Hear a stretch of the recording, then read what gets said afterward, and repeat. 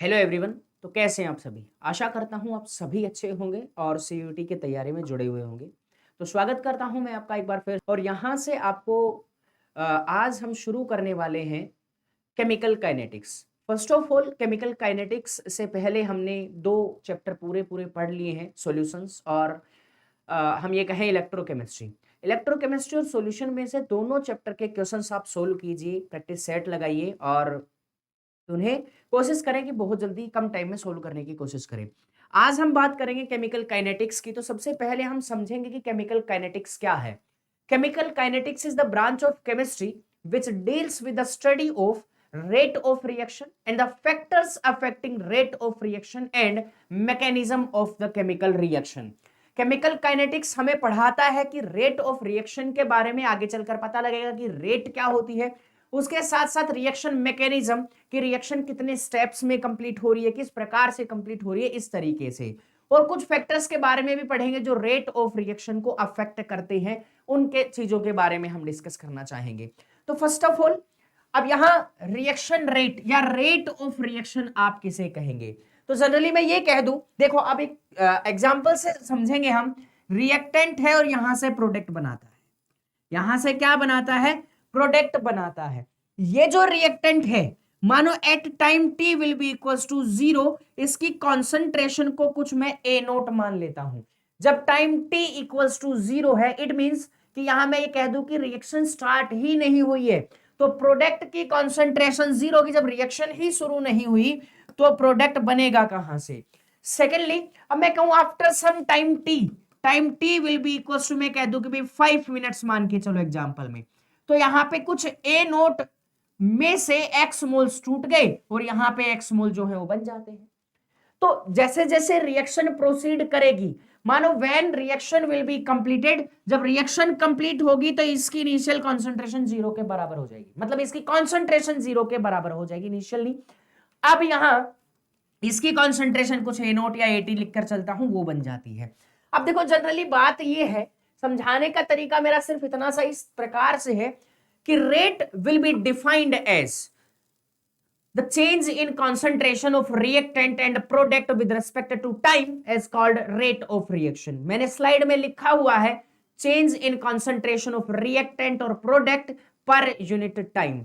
Hair the change in concentration of A at time t2 at concentration of A at time t1। A क्या है? A यहां पे आप reactant मान सकते हो या प्रोडक्ट मान सकते हो। मतलब जनरली आप यहां पे ये देखो कि reactant will be gives product.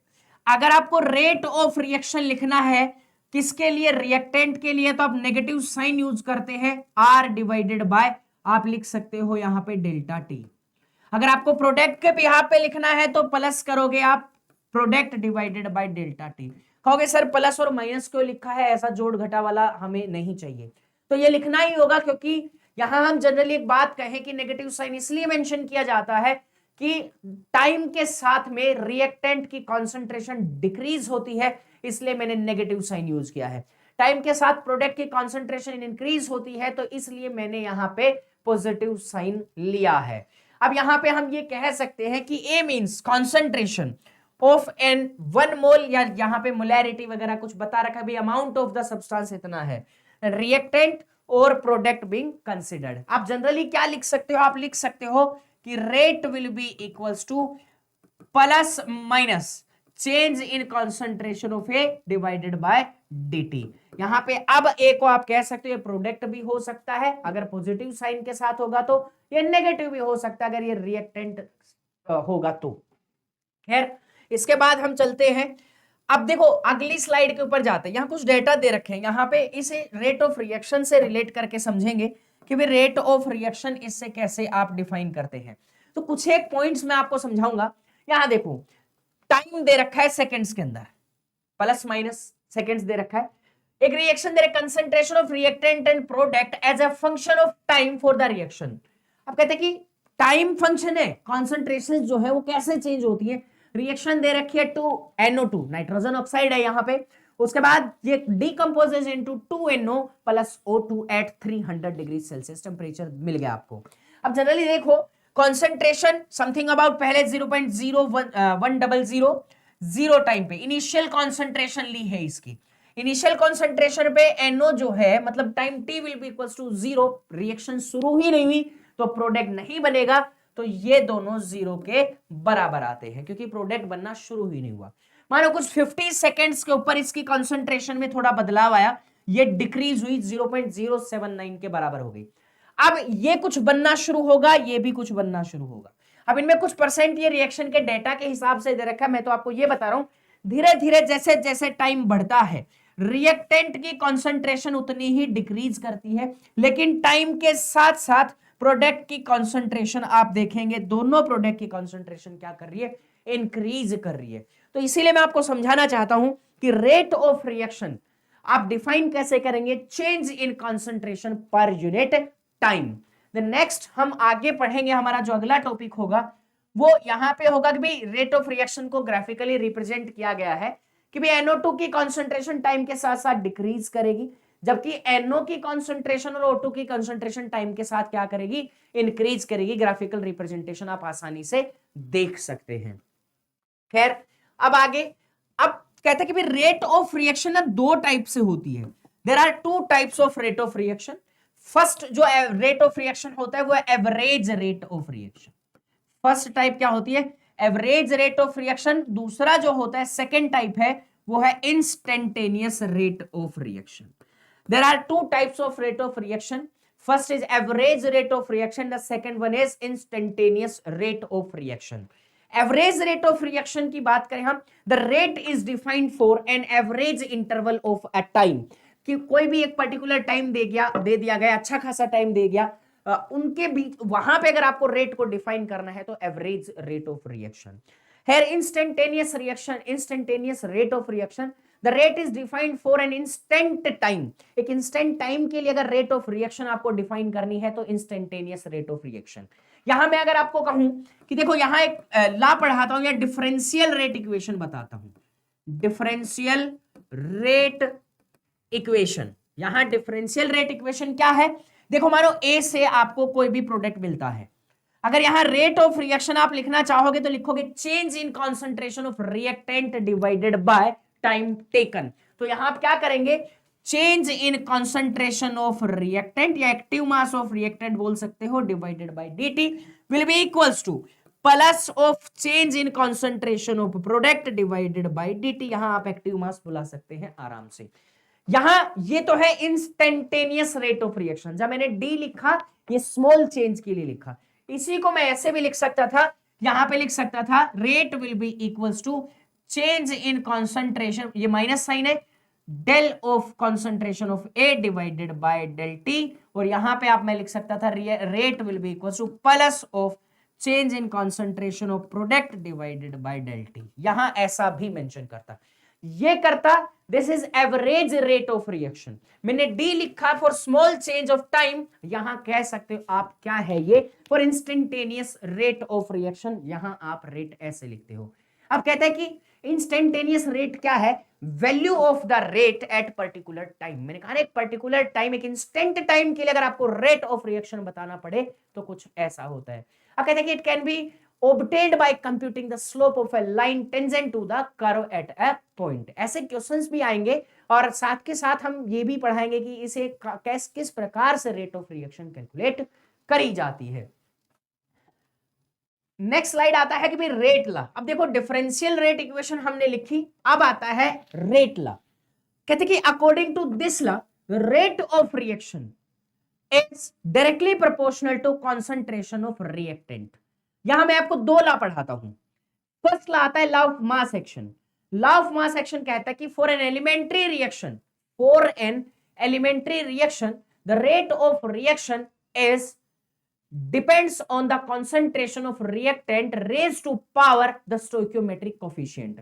Simple सी बात है, यहां ये कहें कि मानो यही रिएक्शन है, आपको क्या करना है, इसके लिए रेट लिखना है, और मैं ये कह दूं कि ये एलिमेंट्री रिएक्शन है। ये क्या है, एलिमेंट्री रिएक्शन है। तो लॉ ऑफ मास एक्शन क्या कहेगा कि rate is directly proportional to concentration of NO2 raise to power 2, क्योंकि स्टोइकियोमेट्रिक कोफिशिएंट कितना है, 2 है। इसे थोड़ा और एक्सपेंड करके लिखना चाहेंगे तो rate will be equals to K into concentration of NO2 raise to power 2। इस तरीके से आप लिखेंगे। रेट लॉ भी ऐसा ही कहता है कि अगर if an equation is a chemical reaction is elementary then the rate of reaction is written as law of mass action। but अगर मैं ये कह दूं कि ये जो रिएक्शन जो आपने दे रखी है ये कॉम्प्लेक्स रिएक्शन, आप ये समझे कि elementary reactions are those type of chemical reactions which completes only and only in single step. ऐसी केमिकल रिएक्शंस जो एक ही स्टेप में कंप्लीट होती हैं, आप उनको क्या कहते हैं? एलिमेंट्री रिएक्शंस कहते हैं। सेकंड मैंने लिखा है कि भाई कॉम्प्लेक्स रिएक्शन में बताना चाह रहा था, complex reactions are those type of chemical reactions which completes more in more than one step, जो एक से ज्यादा स्टेप में कंप्लीट होती है। मैंने कहा अगर मैं इस रिएक्शन को कहता एलिमेंट्री रिएक्शन है तब तो मैंने रेट ऑफ रिएक्शन ऐसे लिखा हुआ है, ये आप ऐसा का ऐसा लिख सकते हैं। लेकिन अगर मैं कह दूं रिएक्शन कॉम्प्लेक्स है, एलिमेंट्री नहीं है, then rate of reaction will be equals to K into concentration of NO2 raise to power n। मतलब ऐसा कि अगर आपको रेट ऑफ रिएक्शन लिखनी है, अगर आपको रेट ऑफ रिएक्शन लिखनी है कॉम्प्लेक्स रिएक्शन पे, तो आप पावर में स्टोइकियोमेट्रिक कोफिशिएंट नहीं लेके जाएंगे। यहां n जो है वो क्या है? ऑर्डर ऑफ रिएक्शन है। क्या है n? यहां पे ऑर्डर ऑफ रिएक्शन है, and order of the reaction is an experimentally determined quantity. आप इसे एक्सपेरिमेंट से निकालेंगे, थ्योरेटिकली इसकी वैल्यू नहीं बता पाएंगे। द नेक्स्ट वन, अब बात करें आगे, रेट लॉ के अंदर ये दे रखा है कि अब ये इसकी स्टेटमेंट कहता है कि भाई the concentration of the products do not appear in the rate law. मतलब आप ये भी कह सकते हो कॉन्सेंट्रेशन ऑफ प्रोडक्ट, मतलब rate law does not depends on concentration of product. यहां प्रोडक्ट क्या बनता है, कितना बनता है, उस पे रेट डिपेंड नहीं करती है। रेट लॉ सिर्फ ये कहता है कि अगर आपको रेट डिफाइन करनी है तो वो आप सिर्फ और सिर्फ रिएक्टेंट को बेस मानकर कर सकते हैं। मतलब ये डिपेंड करता है केवल और केवल किसके ऊपर? रिएक्टेंट की कॉन्सेंट्रेशन पे। यहां प्रोडक्ट की कॉन्सेंट्रेशन नहीं है, तो इसलिए हम प्रोडक्ट को नहीं लिखते हैं किसके अंदर? रेट लॉ के अंदर। ठीक है ना। फिर हम यहां नेक्स्ट हमारी स्लाइड पे जाते हैं। कहते हैं the value of exponent must be, मतलब n की जो वैल्यू है must be determined by experiment. मैंने अभी तो बताया कि order of the reaction calculated by experiments, मतलब सिर्फ और सिर्फ एक्सपेरिमेंटली डिटरमाइंड क्वांटिटी है, ऐसे आप ऑर्डर ऑफ द रिएक्शन नहीं बता सकते हैं। उसके बाद में कहते हैं कि टाइप्स ऑफ रेट लॉ। पहला था डिफरेंशियल रेट लॉ, मैंने अभी तो बताया, सोच that the rate of reaction depends on concentrations. Differential rate equation ये कहती है कि रेट ऑफ रिएक्शन डिपेंड करती है कॉन्सेंट्रेशन ऑफ रिएक्टेंट पे भी और कॉन्सेंट्रेशन ऑफ प्रोडक्ट पे भी।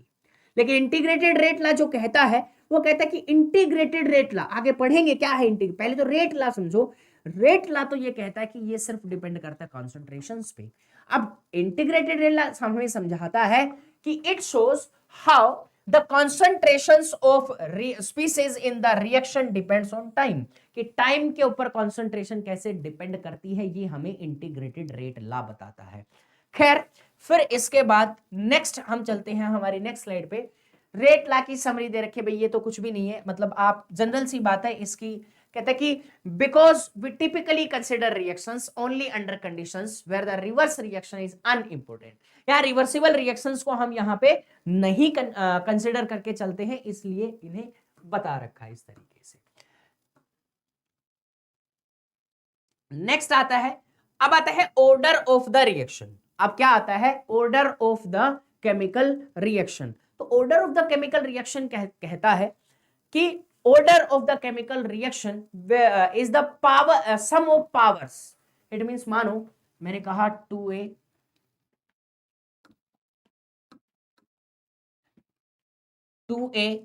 प्लस 3b, और यहां पे मानो या सिर्फ सिंगल आप b लेकर चले, प्रोडक्ट बना। रेट लिखेंगे, rate is directly proportional to concentration of a raise to power 2 और concentration of b raise to power 1। मैं कह दूं कैसे रिएक्शन है? एलिमेंट्री है। अगर मैं कॉम्प्लेक्स रिएक्शन लिखता तो ये मेरा गलत हो जाता, क्योंकि कॉम्प्लेक्स रिएक्शंस के लिए मैं 2 और 1 नहीं लिख सकता, यहाँ m और n लिख सकता हूँ या अल्फा और बीटा लिख सकता हूँ। तो यहाँ पे ऑर्डर क्या है, अगर ऑर्डर निकालना चाहो तो पहली बात तो order with respect to a, तो ये 2 होगा क्योंकि इसकी पावर 2 है, और विद रेस्पेक्ट टू b आप ये लिखोगे 1, और ओवरऑल ऑर्डर की बात करेंगे तो आप जनरल सी भाषा में लिखेंगे 2 + 1 = 3। तो रेट लॉ में जो कॉन्सेंट्रेशन टर्म्स दी हुई है उनकी पावर्स का जो जोड़ होता है वही आपके पास ऑर्डर ऑफ द रिएक्शन कहलाता है। तो the sum of powers in the reaction rate equation is called as order of the reaction और overall order of the reaction. Order of the reaction is an experimentally determined. आप कहते हैं कि किसी भी केमिकल रिएक्शन के लिए order of the reaction जो है वो आप एक्सपेरिमेंट से कैलकुलेट करते हैं, सीधा ऑर्डर ऑफ द रिएक्शन नहीं बता पाएंगे। अब नेक्स्ट आता है फर्स्ट ऑर्डर रिएक्शन। अब हम काइनेटिक्स पढ़ेंगे फर्स्ट ऑर्डर रिएक्शन की। अब कहते हैं कि फर्स्ट ऑर्डर जो केमिकल रिएक्शन है वो कहता है कि rate is directly proportional to concentration of A raised to power 1। ये यहीं से ले रखा है कि रिएक्टेंट A से प्रोडक्ट बनता है, तो रेट ऑफ रिएक्शन क्या आ जाएगी K इंटू A, और यहाँ पावर में 1 है क्योंकि ये फर्स्ट ऑर्डर रिएक्शन है। Integrated rate equation ln of A equals to minus of KT plus ln of A naught. अब आपसे क्वेश्चन ये, या आप ये सोचेंगे कि ये आया कहाँ से, किस प्रकार से ये इंटीग्रेटेड रेट इक्वेशन आती है, तो वो मैं आपको समझा देता हूं। देखो मानो A से प्रोडक्ट बनता है, आप डिफरेंशियल रेट इक्वेशन से रेट लिखेंगे तो minus of D of change in concentration of A divided by dt लिखेंगे। सिमिलरली अगर आप रेट लॉ से इसकी रेट अगर आप लिखेंगे तो आप लिखेंगे rate equals to K into concentration of AT। मैं इन दोनों को AT मानता हूं। AT क्यों माना मैंने, AT मैंने लिखा है कॉन्सेंट्रेशन एट टाइम t, मतलब कि इसकी इनिशियल कॉन्सेंट्रेशन को कुछ मैं A नोट मान लूं और कॉन्सेंट्रेशन एट टाइम t को मैं AT मानकर चलता हूं। अब इन टर्म्स को थोड़ा रीअरेंज करते हैं, मैं AT को इधर लेके आता हूं, DT को यहां पे, तो D of concentration of AT divided by concentration of AT will be equals to, negative sign के साथ लाते हैं तो माइनस ऑफ KDT के बराबर हो जाता है। अब एक प्रॉपर्टी होती है, प्रॉपर्टी क्या, अब देखो यहां से हम क्या करते हैं, हम यहां से इंटीग्रेट करते हैं। मैं यहां लिखता हूं integrating both side, integrating both sides. आपको दोनों साइड से क्या करना है, इंटीग्रेट करना है। इंटीग्रेशन ऑफ हम लिखेंगे d of AT divided by AT will be equals to, minus के बाहर आ जाएगा, कांस्टेंट है, और यहां से k dt। Integration of dx divided by x जो है वो होता है ln ऑफ x के बराबर। Integration of dx divided by x will be equals to ln of x। Here ये जो वैल्यू है वो किसके बराबर आ जाएगी, ln ऑफ AT के बराबर। तो ln ऑफ AT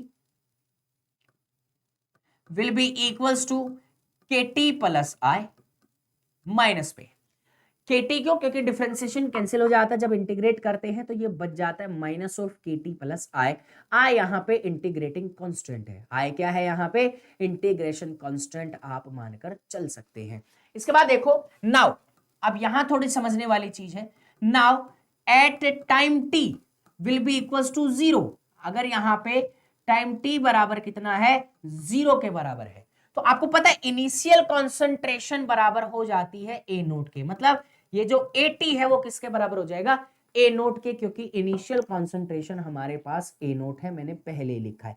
क्योंकि 0 टाइम पे रिएक्शन शुरू नहीं हुई तो रिएक्टेंट की जो कॉन्सेंट्रेशन है वो A नोट के बराबर होती है। देन नाउ आप देखो ये जो वैल्यू है मैं ऊपर वाली इक्वेशन में पुट करता हूं, ln ऑफ AT की जगह आ गया A naught will be equal to K और T मैंने कितना लिया, 0 लिया, तो minus of K multiplied by 0 plus of I। यहां से आपको I will be equal to किसके बराबर मिल जाएगा, ln ऑफ A नोट के बराबर मिल जाएगा।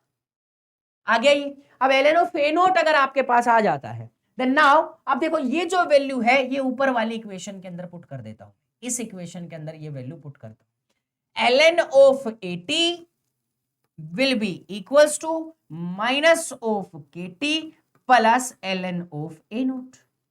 आ गया। ln ऑफ ए नोट को नेगेटिव साइन के साथ इधर लेके आता हूं तो ये आता है KT will be equals to ln of a naught minus ln of at। ये आता है। ये इंटीग्रेटेड रेट इक्वेशन है, देखो मैंने पहले ही निकाला, ये इंटीग्रेटेड रेट इक्वेशन है, जैसा इस तरीके से आती है ये। अच्छा, यहां से हम रेट कांस्टेंट की वैल्यू निकाल सकते हैं और यहां से ही हम टाइम भी निकाल सकते हैं, रिएक्शन का कितने टाइम में कंप्लीट हुई है। तो किस प्रकार से आएगा, अब यहां से देखो, एक प्रॉपर्टी होती है लोग की कि भाई ln of m minus ln of n जो होता है वो होता है ln of m by n के, ये प्रॉपर्टी है। यहां देखो ln of m minus ln of n, तो यहां पे kt will be equals to ln of a naught divided by at। आ गया यहां से। अब यहां से आप ln को log में चेंज कर सकते हैं, तो क्या होगा, आप यहां से लिख सकते हो KT will be equals to 2.303 log of 80 divided by A naught divided by 80। के निकालना है तो के को दूसरे वाली साइड लेके जा सकते हो, मतलब अगर के निकालना है तो टी को यहां ले आओ, ये 1/t हो जाएगा, मतलब 2.303 डिवाइडेड बाय टी। अगर आपको के निकालना है, टी निकालना है तो के को यहां ले आओ और आप यहां पे तो लिख दोगे के और यहां पे क्या रह जाएगा, टी रह जाएगा। तो यहां पे आप टाइम भी निकाल सकते हैं और आप यहां रेट कांस्टेंट भी निकाल सकते हैं। इसीलिए तो कहा कि टाइम के साथ साथ ये कॉन्सेंट्रेशंस किस प्रकार से वेरी करती हैं और रेट कांस्टेंट कैसे निकाला जाता है वो हम यहां से पढ़ते हैं। खैर, इसके बाद हमारी नेक्स्ट स्लाइड के ऊपर चलते हैं। देखो, फर्स्ट टाइम कहते हैं कि time required for a reaction to reach half life its original concentration. Half life period की बात करेंगे। हाफ लाइफ पीरियड अब कैसे निकालें, देखो वैसे तो फर्स्ट ऑर्डर केमिकल रिएक्शन के लिए हाफ लाइफ होता है 0.693 डिवाइडेड बाय के। आपका क्वेश्चन ये जरूर हो सकता है कि ये कहां से आया। अगर ये कहां से आया तो ये यहां से आया कि आप लोगों ने ये पढ़ा कि KT will be equals to log of, आप ये लिखोगे, आप लिखोगे KT will be equals to 2.303 log of A naught divided by 80।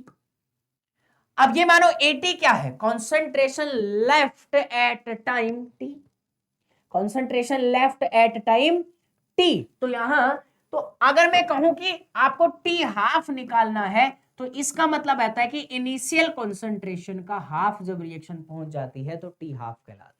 It means कि KT will be equals to 2.303 log of A naught divided by A naught divided by 2।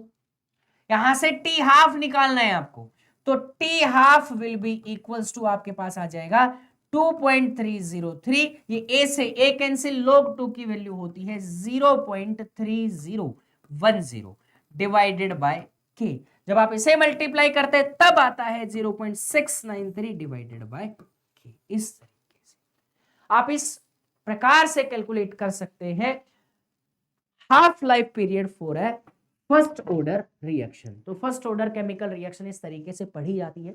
First order chemical reactions में जो T half होता है वो होता है 0.693 divided by के। के यहाँ पे रेट कांस्टेंट है। अगर आपको टी हाफ दे रखा है और के की वैल्यू पूछ ले तो डायरेक्ट टी हाफ को 0.693 से डिवाइड कीजिएगा और यहां से आपको वैल्यू मिल जाएगी। अब देखो यहाँ कि यहां कोई इनिशियल कॉन्सेंट्रेशन का कोई जिक्र ही नहीं है, मतलब कॉन्सेंट्रेशन का कोई जिक्र ही नहीं है, तो आप कह सकते हो T half of a first order reaction does not depends on concentration of the reactant. Concentration पे डिपेंड नहीं करता है। उसके बाद नेक्स्ट जो आता है वो आता है कि एक क्वेश्चन दे दिया गया। अभी क्वेश्चन है फर्स्ट ऑर्डर रिएक्शन। क्वेश्चन क्या है, a first order reaction complete in end of 55 minutes, what is the value of K। आपसे K पूछ लिया, फर्स्ट ऑर्डर केमिकल रिएक्शन दे रखी है, तो कैसे करेंगे। अब देखो यहां पे A से बना प्रोडक्ट, जनरल सी बात है, मैंने कहा कि टाइम कितना 55 मिनट्स, चेंज ये कितने में कन्वर्ट हो, प्रोडक्ट कितना बन गया भाई 65% प्रोडक्ट बन गया, इतना ही दे रहे, सॉरी 35%। 35% रिएक्शन कंप्लीट हो गई, तो ये कितना बच गया, ये बच गया 65%। 65 का मतलब है कि भाई 100 में से, भाई हम रिएक्टेंट की कॉन्सेंट्रेशन को 100 मान लेते हैं। अब 100 में से आप कितना माइनस करेंगे, 35 क्यों करेंगे, क्योंकि 35% रिएक्टेंट जो है वो प्रोडक्ट में कन्वर्ट हो चुका है, ऐसा हमें क्वेश्चन में बता रखा है। अब यहाँ पे 80 विल बी इक्वल्स टू 65% है, तो आप सीधा सीधा सा, आपसे पूछा क्या है, पहले के की वैल्यू पूछी है, तो के विल बी इक्वल्स टू होता है 2.303 डिवाइडेड बाय किसके बराबर, यहाँ पे टी कितना 55 इंटू लोग ऑफ 100 जो है इनिशियल कॉन्सेंट्रेशन, 65 जो है final concentration eight time T. यहां से आपको के की वैल्यू आ जाती है, इसे कैलकुलेट करें और के की वैल्यू को निकाल लें। फिर नेक्स्ट हम बात करें, हाँ, के की वैल्यू यहां पे मैंने सोल्व की हुई है। के की वैल्यू है K will be equals to 7.8 cross 10 to the power -3 minute inverse, ये के की वैल्यू मैंने निकाली हुई है। उसके बाद नेक्स्ट हम बात करते हैं सेकंड ऑर्डर रिएक्शंस की। मतलब सेकंड ऑर्डर रिएक्शंस में हम ये कह सकते हैं कि the chemical reactions whose rate depends on two concentration terms. यहां दो कॉन्सेंट्रेशन टर्म्स के ऊपर अगर डिपेंड करती है रेट ऑफ रिएक्शन, तो आप क्या कहोगे कि ये क्या है, सेकंड ऑर्डर केमिकल रिएक्शन। इसके लिए रेट ऑफ द रिएक्शन कैसे लिखते हैं, rate of the reaction will be equals to K into concentration of reactant raise to power 2, क्योंकि पावर 2 इसलिए लिखा क्योंकि ये सेकंड ऑर्डर रिएक्शन है। इसके लिए इंटीग्रेटेड रेट लाइक दे रखा है 1/a, इट मींस 80 है यहाँ पे, 1/80 will be equals to Kt plus 1/a0, 1/a0, a0 initial concentration, 80 जो है वो कॉन्सेंट्रेशन एट टाइम t है। यहां इस तरीके से आप निकाल लेते हैं। उसके बाद में हाफ लाइफ, यहां टी हाफ भी मैंने पहले से ऑलरेडी आपको कैलकुलेट करके दे रखा है कि for second order chemical reaction T half will be equals to 1/k into a0, it will be the T half of the chemical reaction, second order कह सकते हो आप यहां पे। अब कहते हैं कि ये ना, ये इनवर्स है टी हाफ का, इनिशियल कॉन्सेंट्रेशन पे डिपेंड तो करता है, तो अब यहां पे ये कहता है कि half life gets longer as the reaction progress and the concentration of reactant decreases. जैसे जैसे रिएक्शन प्रोसीड करेगी हाफ लाइफ जो होगा वो ज्यादा होगा, और कहता है कि कॉन्सेंट्रेशन रिएक्टेंट की डिक्रीज करेगी तो टी हाफ क्या करेगा, बढ़ेगा। टी हाफ क्या करेगा, बढ़ेगा। कहता है each successive half life is double the proceeding one. कहता है कि ईच सक्सेसिव हाफ लाइफ जो है वो जो जैसे जैसे प्रोसीड करेगा डबल होता जाता है।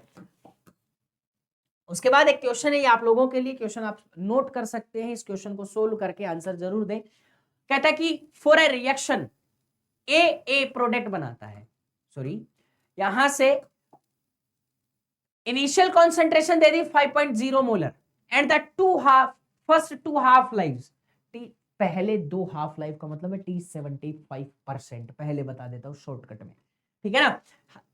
आर पहले दे रखा है 75% का, तो 25 मिनट्स दे रखा है, और अगर नेक्स्ट अगले हाफ का मतलब फर्स्ट टू हाफ, पहला हाफ जो है वो 25 मिनट में होता है, फिर अगला हाफ होता है वो 50 के अंदर होता है रेस्पेक्टिवली।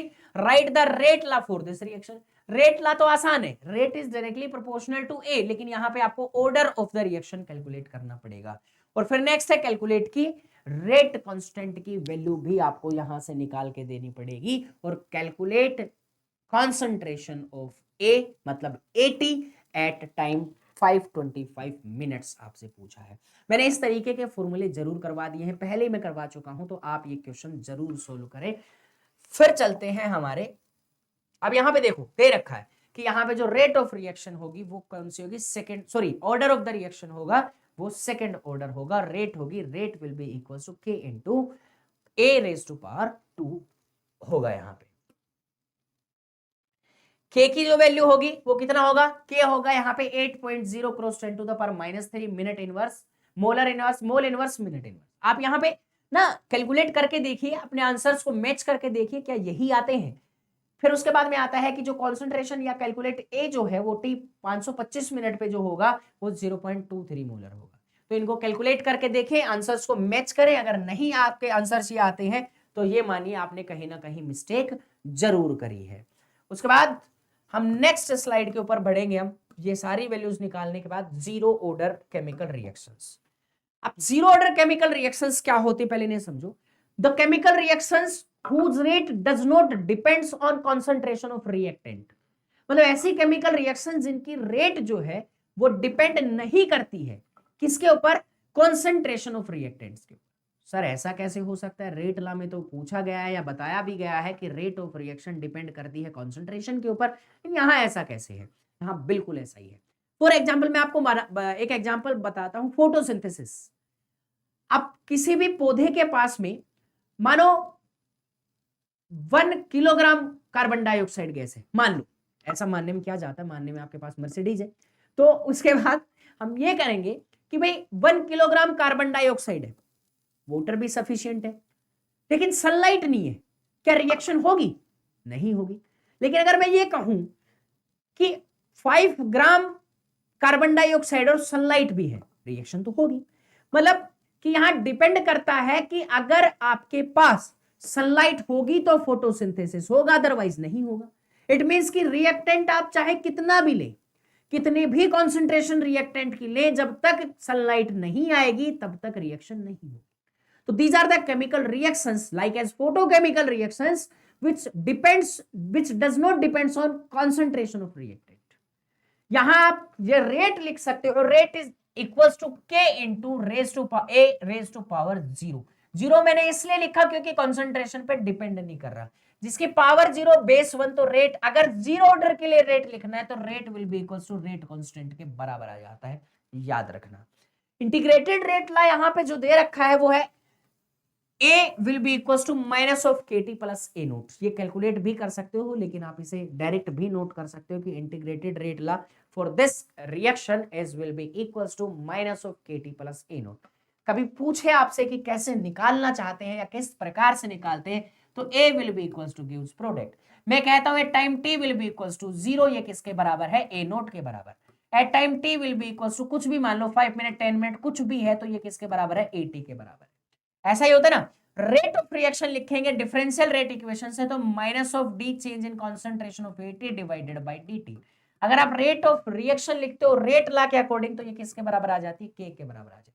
टर्म्स को इंटरचेंज कीजिएगा, इंटरचेंज करने पर आपके पास आ जाएगा D of eighty will be equals to, मैं लिखता हूं minus of K D. Negative sign के साथ dt को 1/dt को इधर उठा लाया, ये आ गया मल्टीप्लाई में, तो इस ऐसा हो गया। Now integrating both sides, integration करेंगे, integration of D of eighty will be equals to minus of K integration of dt। 0 से t तक कुछ लिमिट्स होती हैं, तो कैलकुलेशन को ज्यादा ना बढ़ाते हुए मैं लिमिट्स यहां पे बता देता हूं। 0 से t है, लेकिन यहां अप्लाई नहीं करते, मतलब सीधा डायरेक्ट क्वेश्चन को सोल्व करते हैं।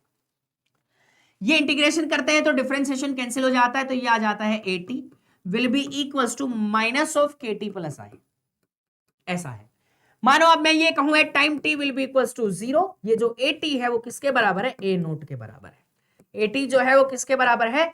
A नोट के बराबर है। अगर A नोट के इक्वल है तो हम लिखेंगे A naught will be equals to, आप यहां पे लिख सकते हो, sorry 80 will be equals to आप लिख सकते हो minus of KT plus A naught, क्योंकि I की वैल्यू जो है वो मैंने A नोट कैलकुलेट कर ली है।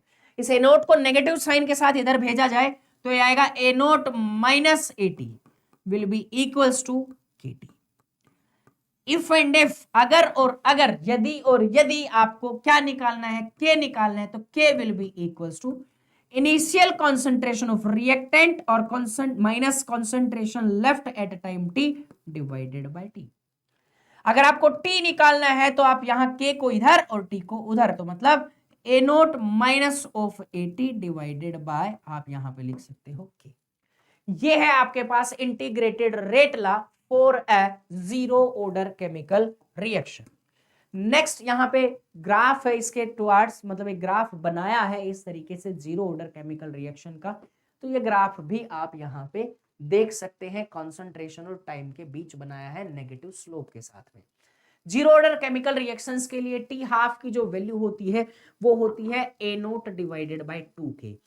अब यहां एक चीज समझनी है हमें कि जो इनिशियल कॉन्सेंट्रेशन है वो डिपेंड करती है जीरो ऑर्डर रिएक्शंस के लिए टी हाफ में। मतलब कि अगर हम फर्स्ट ऑर्डर रिएक्शंस की बात कर रहे थे तो मैंने कहा था कि रेट ऑफ रिएक्शन या टी हाफ, हम रेट नहीं लिखेंगे, हम लिखेंगे टी हाफ, मतलब T 50% of a first order reaction does not depends on initial concentration. But यहां हम कहेंगे कि for a zero order reaction half life period is directly proportional to initial concentration। यहां कुछ लिखा मैंने, half life gets shorter as the reaction proceeds progresses and the concentration of reactant decreases। क्योंकि देखो उल्टा है, यहां डायरेक्टली प्रोपोर्शनल है, तो जैसे जैसे कॉन्सेंट्रेशन डिक्रीज करेगी टी हाफ भी क्या होता जाएगा, कम होता जाएगा, डिक्रीज करता जाएगा। ठीक है ना। तो उसके बाद अब कह सकते हो कि how can you tell the difference between among zero order, first order and second order rate law from the graphs। अभी आप ग्राफ से कैसे बना सकते हो, बता सकते हो। देखो जीरो ऑर्डर केमिकल रिएक्शन में कहते हैं कि how can you tell the difference among the first order second order from graph.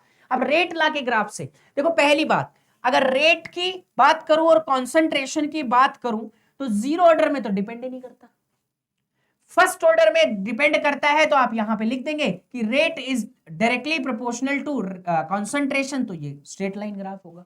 अच्छा रेस टू पावर 2 है, सेकंड ऑर्डर में रेट टू पावर 2 है, तो रेट और अगर कॉन्सेंट्रेशन की बात करें तो ग्राफ कुछ ऐसा होगा, मतलब ज्यादा तेजी से बढ़ेगा। ठीक है ना। तो ये ग्राफिकल रिप्रेजेंटेशन है, आप यहां से बता सकते हैं कि फर्स्ट ऑर्डर रिएक्शंस क्या है, जीरो ऑर्डर रिएक्शंस क्या है और सेकंड ऑर्डर क्या है। ये इस तरीके से, एक चीज और ध्यान से सुनना, reactions or having order more than 3 are rarely observed। यहाँ पे जो केमिकल रिएक्शंस है जो क्या करती हैं, जो 3 से ज्यादा ऑर्डर वाली हैं वो बहुत कम देखी जाती हैं। उनका रीजन ऐसा है क्योंकि 3 से ज्यादा मोलिकुलरिटी वाली रिएक्शंस जो है वो रेयरली ऑब्जर्व करी जाती हैं, क्योंकि मोर देन 3 मोलिक्यूल्स आपस में कोलाइड, जो कोलिजन जो होता है वो पॉसिबल नहीं होता है, इसलिए इनको हम नहीं पढ़ते हैं थर्ड ऑर्डर से ज्यादा। हाँ थर्ड ऑर्डर तक हम पढ़ते हैं मेनली, तो हमारे पास सिलेबस में zero order, first order, second order है। जीरो ऑर्डर केमिकल रिएक्शंस के अंदर आपको क्या क्या पढ़ना होता है मैं पहले ऑलरेडी बता भी चुका हूं। First of all zero order reactions के लिए इंटीग्रेटेड रेट ला पढ़ोगे और half life period is most most most important. First order chemical reactions के लिए आप यहाँ पे इंटीग्रेटेड रेट ला और इसके कुछ क्वेश्चन जहां से के निकालना हो, जहां से टी निकालना हो, के मतलब रेट कांस्टेंट, टी मतलब टाइम, और half life period of the first order reaction. Same as second order chemical reaction, integrated rate law आप यहां से कैलकुलेट करना सीखेंगे और इसके साथ साथ जो टाइम है या के है ये निकालना और half life period for the second order reaction ये आपको कैलकुलेट करना है। बाकी इसके ऊपर बेस्ड कुछ क्वेश्चंस कीजिए, एक दो क्वेश्चन मैंने करवाए हैं, बाकी और क्वेश्चंस भी मैं आपको बीच बीच में करवाता रहूंगा। इसके साथ साथ आप प्रैक्टिस करें। आज के लिए सिर्फ इतना ही, फिर मिलते हैं नए लेक्चर के साथ में और फिर कुछ नया सीखेंगे। तब तक के लिए thank you and bye bye.